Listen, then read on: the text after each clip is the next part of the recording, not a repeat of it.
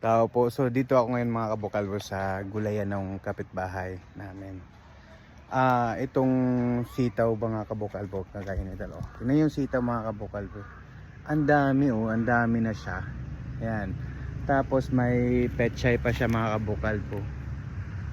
So, 'di ba? Itong mga sitaw mga kabukalbo, talagang pinamigay niya. So, grabe. 'Di ba yung nakakatuwa yung ganitong mga ganitong kaibigan, kapitbahay na sabi niya lang na sige kunin niyo na yan kasi kaysa masira pa. Ito yung mga kabukalbo, ang dami, wanto sawa ka talaga pag ay nako. Kaya thank you sa mga kapitbahay na ganun mabait.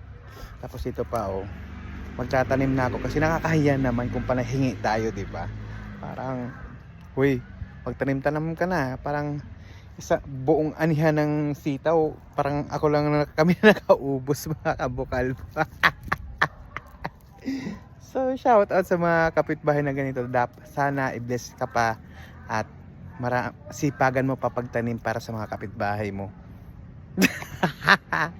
So tingnan mo mga kabukalbo, ipakita ko sa inyo ha. Yan mga kabukalbo, dami ng hinog yan pa hinog, mga pwede nang pitasin to mga kabukalbo. Yan yun di ba ang dami niyan hanggang doon ayan. Tapos meron pa siyang mga kabukalbo yan pecha yan mga kabukalbo, kita nyo yan. Tapos doon sa dulo meron pa siyang kalamansi, tapos sili. Tapos puntahan natin doon sa dulo mga kabukalbo,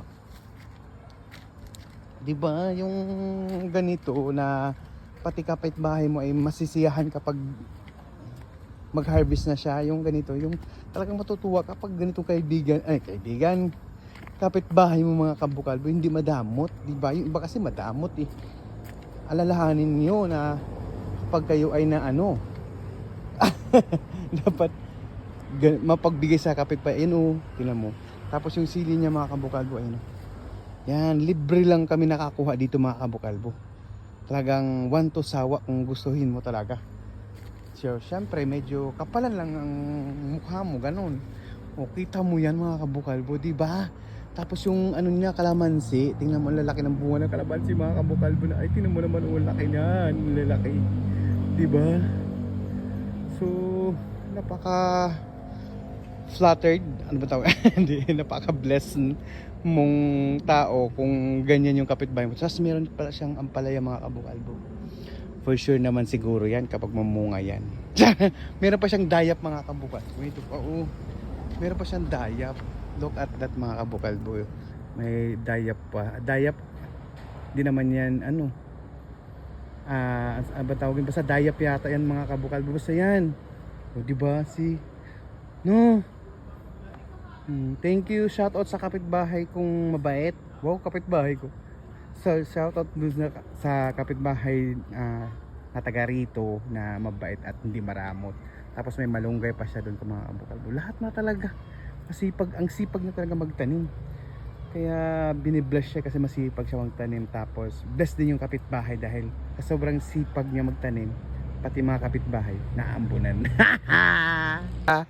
So ayun mga kabukalbo, medyo mahaba na yung video natin wow, binablog ko na yung sitaw. So maya mga kabukalbo, mangunguha na naman ako ng sitaw. Kaso lang, syempre, kumbaga magsawa ay nakakaumay.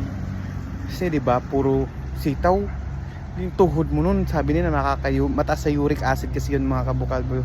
Kaya 'di ba, parang itong kapitbahay mo nakakatulong ba or sinasadya niyang bigyan ka para sumakit yung tuhod mo? Naging masama pa yung kapitbahay at sama ng ugali.